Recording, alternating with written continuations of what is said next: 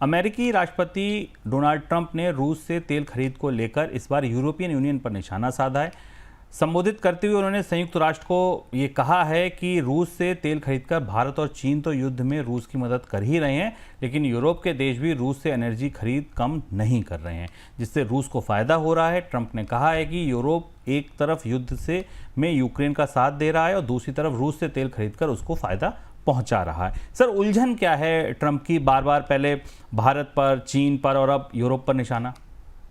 Donald Trump का यूएनजी का भाषण कई सुर्खियां लेकर आया, तरह तरह की सुर्खियां बनी उससे। भारत को लेकर उन्होंने कुछ कहा, यूरोप को लेकर कुछ कहा, यूनाइटेड नेशंस को लेकर भी काफ़ी कुछ कहा। लेकिन जो सबसे महत्वपूर्ण बात उभर कर आई, कल उन्होंने फिर ये कहा अपने यूएनजी के भाषण में कि यूरोप पाखंड कर रहा है, यूरोप रूस से ऊर्जा और तेल और गैस भी खरीद रहा है, बाहर की फंडिंग भी कर रहा है और उसे रोकना भी चाहता है। और अगर रूस युद्ध नहीं रोकेगा तो फिर सख्त टैरिफ यूएस के खिलाफ, रूस के खिलाफ लगाया जाएगा और यूरोपीय देशों को इसमें मदद करनी पड़ेगी। भारत और चीन को उन्होंने फिर कहा कि युद्ध के वो प्राइमरी फिनांसर्स हैं, युद्ध को फिनांस कर रहे हैं रूसी तेल की खरीद के लिए भारत पर, इसीलिए लेवी लगाई गई थी। इस बात को उन्होंने फिर पुष्टि की। देखिए, एक तरफ वार्ताएं चल रही हैं उसी वाशिंगटन में वाणिज्य मंत्रालय में, उससे थोड़ी ही दूर यूनाइटेड नेशंस का दफ्तर है, जहां पर डोनाल्ड ट्रंप ये बात कह रहे थे। सबसे बड़ी दुविधा यह है कि रूस पर यूरोप की निर्भरता भी घट रही है, पर उतनी कम नहीं हुई है।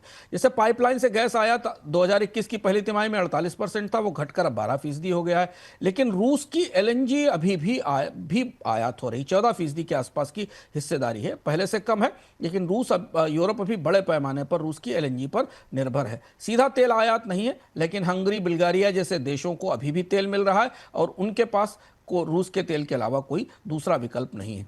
रूस का जो फर्टिलाइजर है उसका हिस्सा यूरोप के बाजार में बढ़ गया है, 34% के आसपास यह हिस्सा हो गया। और इसी की तरफ डोनाल्ड ट्रंप इशारा कर रहे थे कि यही वो पाखंड है जो अब धीमे धीमे, जो बात भारत की तरफ से बार बार कही जा रही थी कि यूरोप भी रूस से तेल और गैस खरीद रहा है, तो अकेले भारत और चीन को क्यों निशाना बनाया जाए।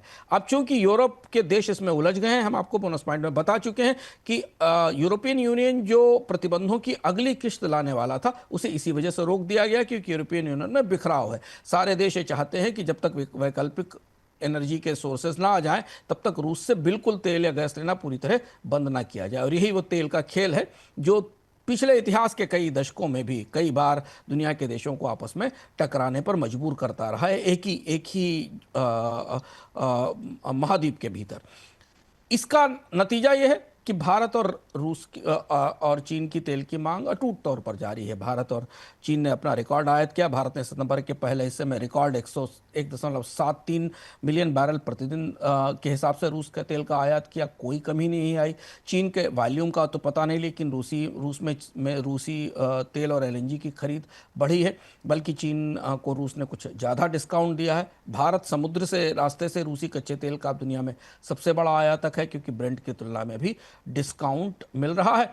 और अब प्रतिबंध आने का खतरा है, इसलिए दोनों ही देश रुपया रूबल या युआन रूबल या नॉन डॉलर करेंसीज में सेटलमेंट कर रहे हैं। तो यूरोप में गहरी दुविधा है, मतभेद हैं। रूस से रिश्ते एकदम तेल एनर्जी के नहीं तोड़े जा सकते, पर डोनाल्ड ट्रंप का कहना है कि रिश्ते बंद किए जाए, क्योंकि डोनाल्ड ट्रंप ये भी देख रहे हैं कि जैसे ये रिश्ते खत्म होंगे वैसे ही अमेरिका के ऑयल और एलएनजी के लिए बाजार मिलेगा, क्योंकि अभी यूरोप के टोटल एनर्जी मार्केट में अमेरिका की हिस्सेदारी 40 से 50% तक पहुंच चुकी है रूस और यूक्रेन के युद्ध के बाद। तो वो चाहते हैं कि ये बंद हो, तो फिर अमेरिका के जो एलएनजी टैंकर हैं वो यूरोप पहुंचना शुरू हो जाए।